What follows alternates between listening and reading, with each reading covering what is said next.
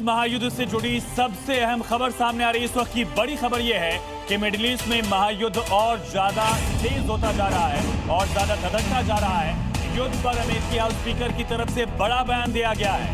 कहा, ट्रंप की शक्ति को सीमित करना खतरनाक है। युद्ध शक्तियों को सीमित रखना खतरनाक बताया स्पीकर ने।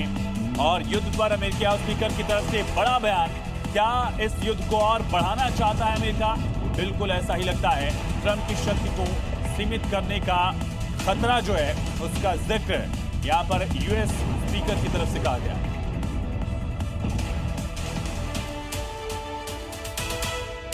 तो मिडिल ईस्ट में जारी महायुद्ध का आज 5वां दिन है। एक तरफ ईरान समेत कई देशों से तबाही की तस्वीरें सामने आ रही हैं, तो दूसरी तरफ एक दूसरा संकट दिख रहा है।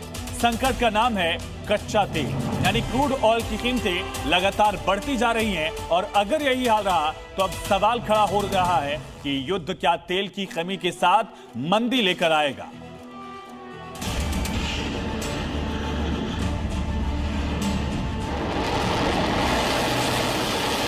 एक तरफ ईरान और अमेरिका जंग के मैदान में आमने सामने है, तो दूसरी तरफ हॉर्मुज स्ट्रेट को लेकर ईरान और अमेरिका के दावे भी एक दूसरे के उलट हैं।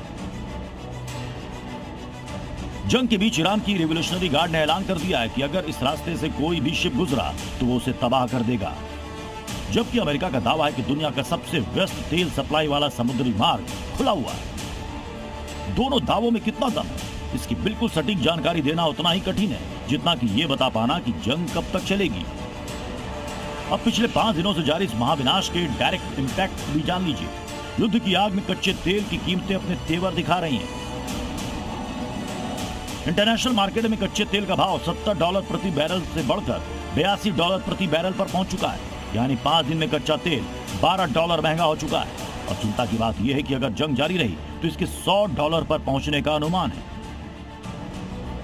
हॉर्मुज स्ट्रेट का यह जलमार्ग दुनिया के 20% तेल व्यापार के लिए बेहद अहम है। और खास बात यह है कि भारत समेत कई आयातक देश इस जलमार्ग पर पूरी तरह से निर्भर है। और इनमें सबसे पहला नाम है जापान का। जापान में खपत होने वाला 90% तेल आयात होता है, जबकि चीन सबसे बड़ा आयातक है और हॉर्मुज से 40 से 50% तेल आयात होता है।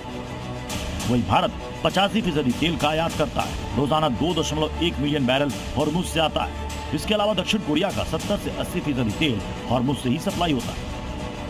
इसका मतलब यह हुआ कि भारत ही नहीं, दुनिया के कई देशों को तेल संकट का सामना करना पड़ सकता है। यह और बात है कि भारत जैसे देशों में लोगों को जमीनी हकीकत से अगले 7 से 10 दिनों में सामना करना पड़ सकता है।